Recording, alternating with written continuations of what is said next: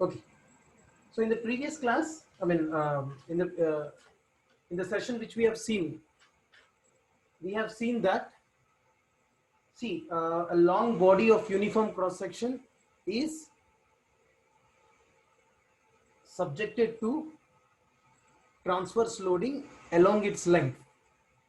A small portion or a thickness in the loaded area, as shown in figure, is said to be in plane strain.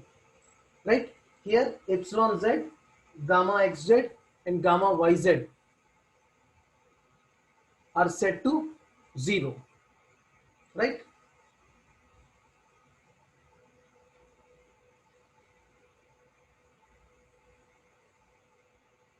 Just a second.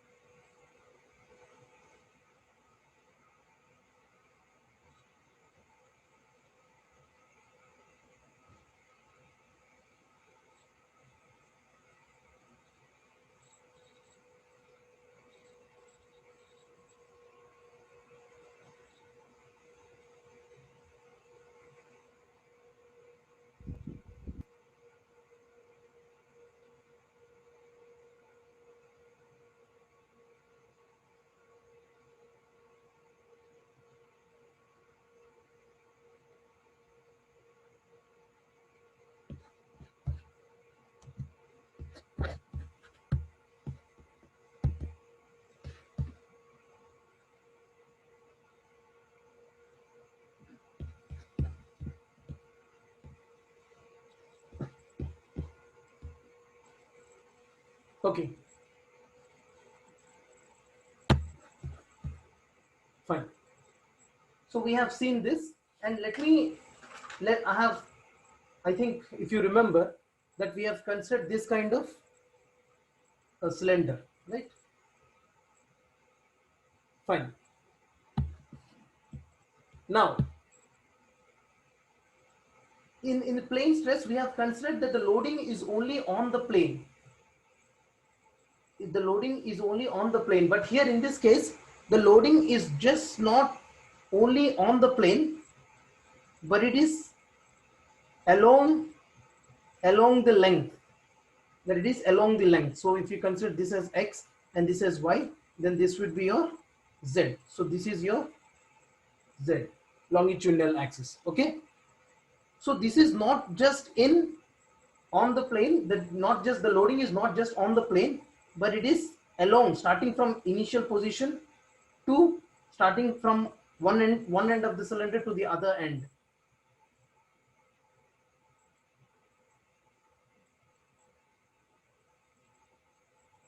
Right? If the loading is in this kind, then this kind of problem can be modeled as plane strain. For example, you have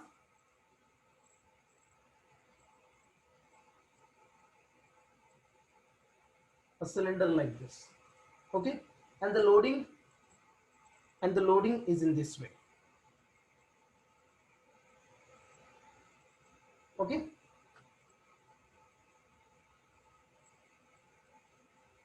Now,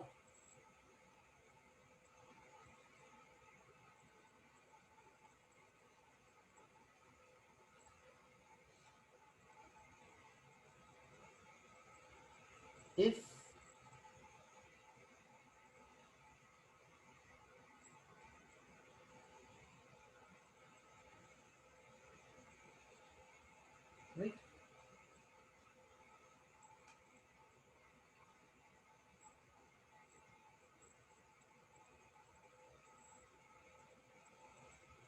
So that is the thickness of the cylinder, this thickness. Okay, so now the loading is in this way.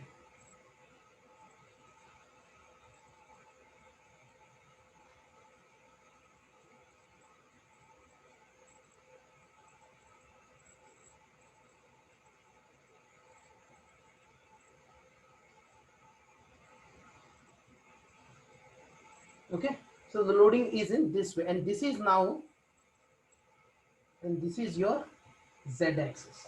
That's what I'm talking about. Okay, so if you consider a cylinder, a very long cylinder, then this side view, as I have shown here. Okay, so this is my x and this is my y, and this is z, which I've shown here in the side view. Okay, is that clear? Fine. Now what it says, plane strain, a long body of uniform cross section. This cross section is not changing anywhere. Uniform cross section, right? A long body of uniform cross section is subjected to transverse loading along its length. A small portion in the loaded area, as shown in figure, is said to be in plane strain. A small portion in the loaded area. Small portion. Okay. So what is that small portion? Let me consider that small portion is this one.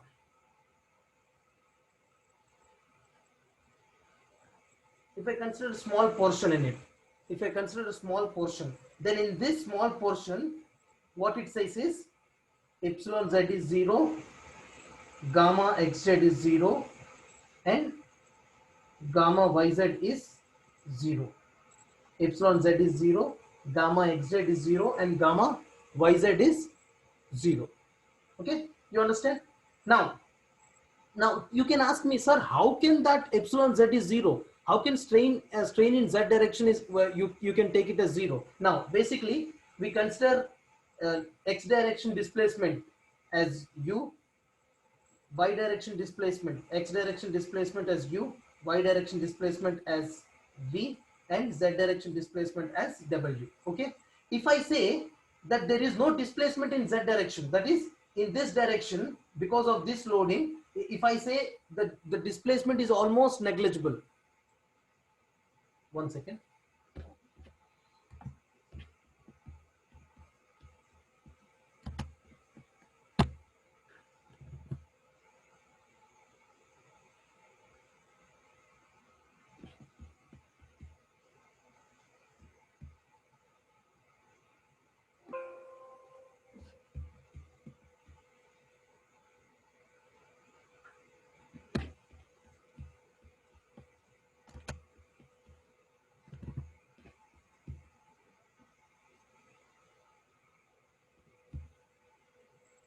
So if I consider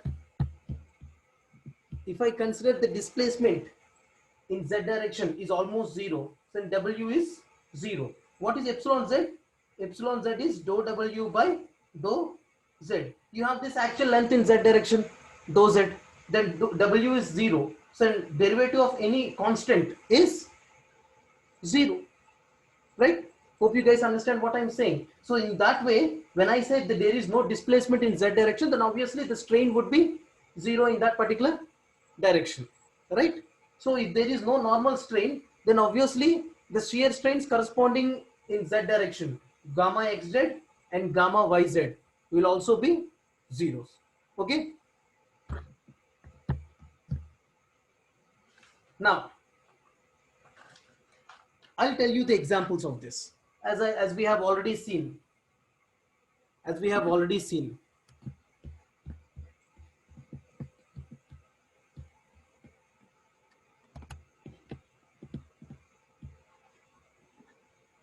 One second.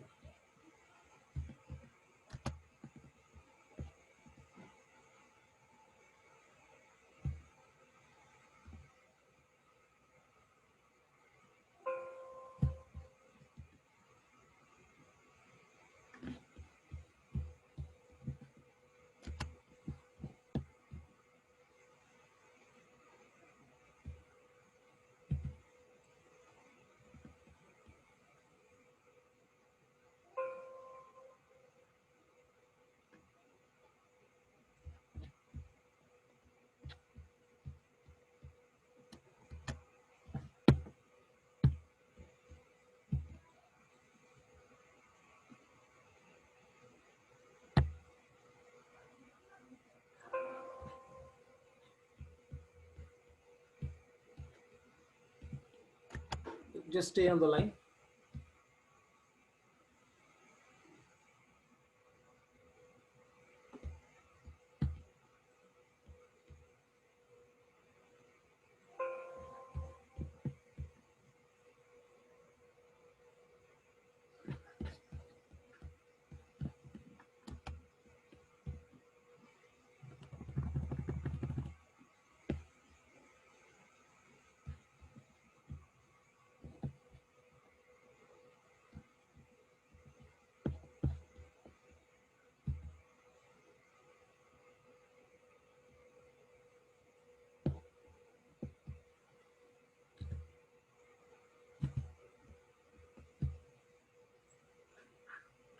Fine.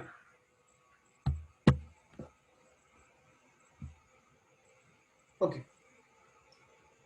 Now, I'll just give you the examples. Okay. So first example, as we have already seen, a long cylinder. This length dimension or this Z direction is very large compared to X and Y. Okay. Similarly, if I have a dam,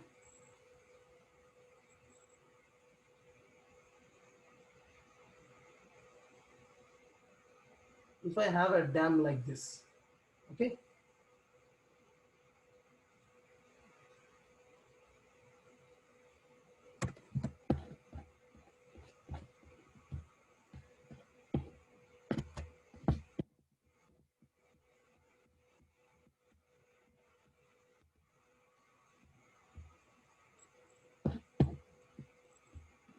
so if I have a dam like this, okay, now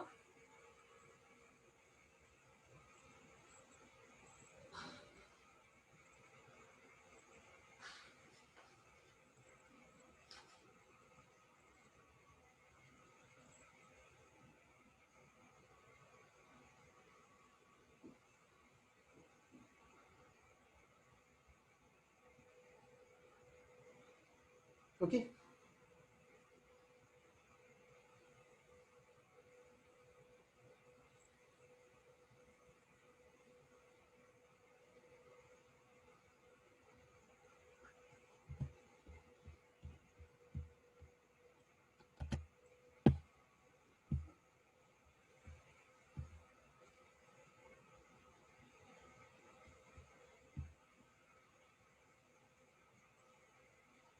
so if I have a dam like this, okay, and let us say this is my Y and this is my X and this is my Z. What is Z? Let us say if this is the length of the dam L, if this is the length of the dam L, then this Z is in the length direction. The length direction I consider it as Z. And how my loading is actually acting, you know, the water will have certain pressure. That means pressure is force per area. So the loading is, in which way the loading is actually acting? The loading is along the Z direction. Am I right? The loading is along the Z direction, right? So this can be treated as, this problem can be treated as plane strain, because it's a long body, it's a long uniform cross section subjected to transverse loading. So this is a perpendicular loading along the Z direction. Okay, so this can also be treated as a plane strain problem. And not only this, for example, you have a slab like this, a very big slab, and we have seen in heat transfer that there will be heat which is coming up to one side. The heat will be conducted into the slab. So because of that, what happens, there will be thermal stresses developed inside. So how that stresses would be, it is, if I consider this as X and this as Y direction, and this is my length of the slab, and this direction, in the length direction, that is, the loading is actually, thermal stresses are actually developed in that particular direction. So this kind of problem will also be treated as plane strain. Now basically what I mean to tell you is that one thing you have to understand is in plane strain, you have a thin planar body. That means the loading is only subjected to the plane.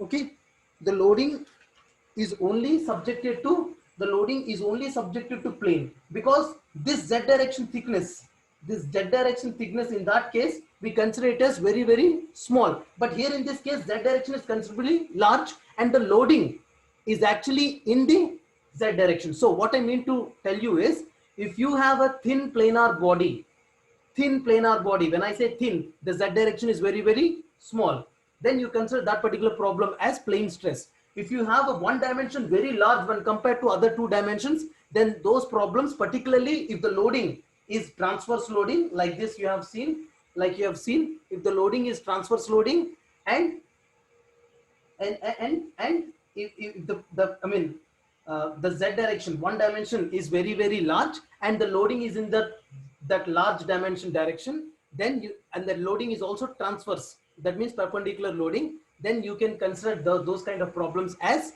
plane strain. Okay, so hope you understand what I'm saying. Now again, coming back to our stress strain relations. Okay, and by the way, because the load is acting in the z direction, you cannot say sigma z is 0. So in this case, sigma z can never be equal to 0. Now what are our stress strain relations we have?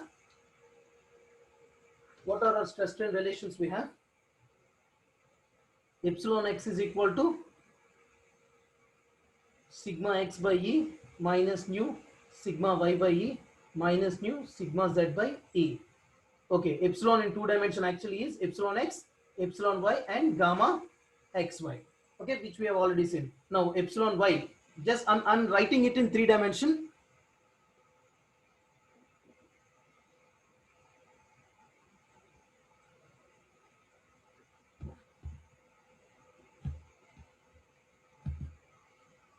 One second. So I'm actually writing it in three dimensions. Okay, so then we can convert it to two dimension, whether it is plane stress or plane strain. Now we are looking into plane strain. Okay, so we'll convert into plane strain. Is that clear? Fine. Okay, so what is epsilon y? Epsilon y is sigma y by e minus nu sigma x by e minus nu sigma z by e. Now what is gamma xy? Gamma xy is 1 by g into tau xy. 1 by g is 1 plus nu by e into tau xy. Right? Now in the plane stress,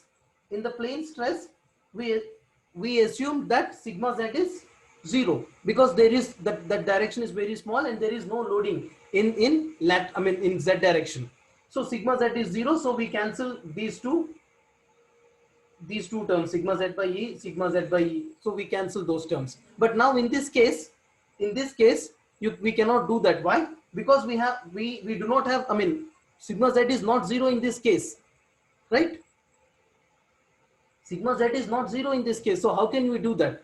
So what is actually epsilon z? But epsilon z is 0 in this case. We have seen that epsilon z is 0. So what is epsilon z actually? From this we can write epsilon z is sigma z by e minus nu sigma x by e minus nu sigma y by e. If I say epsilon for plane strain, if sigma z is, epsilon z is 0, then epsilon z is equal to sigma z by e minus nu sigma x by e minus nu sigma y by e. Therefore I can write sigma z by e is equal to nu into sigma x by e plus sigma y by e. Am I right? So sigma z by e is equal to nu into sigma x by e plus sigma y by e. Is that clear? Fine. Now if I substitute this sigma z in epsilon x and epsilon y, if I substitute sigma z by e in epsilon x and epsilon y, then I get the equations as, you see here, I'll write here. We already know epsilon z now as epsilon z by E, I mean sigma z by E is equal to nu into sigma x by E plus sigma y by E. You please remember this. Now, what is epsilon x? Now, epsilon x is equal to sigma x by E minus nu sigma y by E minus nu into, what is sigma z by E? What is sigma z by E? Sigma z by E is nu into it's sigma x by E plus sigma y by E, right? So if I substitute that, nu into sigma x by E plus sigma y by E, right? Nu into sigma x by E plus sigma y by E. Okay, so what is epsilon x I can write now? Epsilon x is, now I have, if I take sigma x by E common, then what I'll get? 1 minus nu square. So 1 minus nu square into sigma x by E minus, I have two terms, sigma y by E, minus nu sigma y by E minus nu square sigma y by E, right? Minus nu sigma y by E minus nu square sigma y by E. So I can write it as minus nu into 1 plus nu sigma y by E. Am I right? Can I write in this way? Yes, minus nu into sigma y by E, minus nu sigma y by E, minus nu plus nu, minus nu into plus nu sigma y by E, minus nu square sigma y by E. So I can write in this way. Similarly, epsilon y, the only thing here is, see, in epsilon y,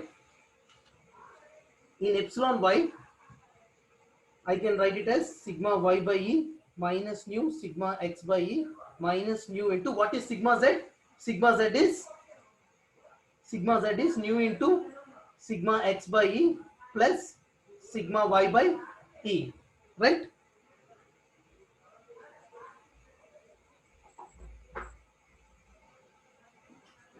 Right?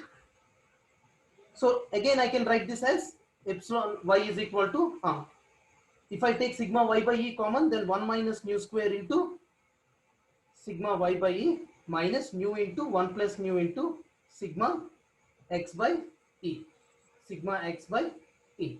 Now what about gamma xy? Gamma xy is 2 into 1 plus nu by E into tau xy, right? 2 into 1 plus nu by E into tau xy. Now I want you to write this in the form, to write this in the matrix form. Then how can I write this?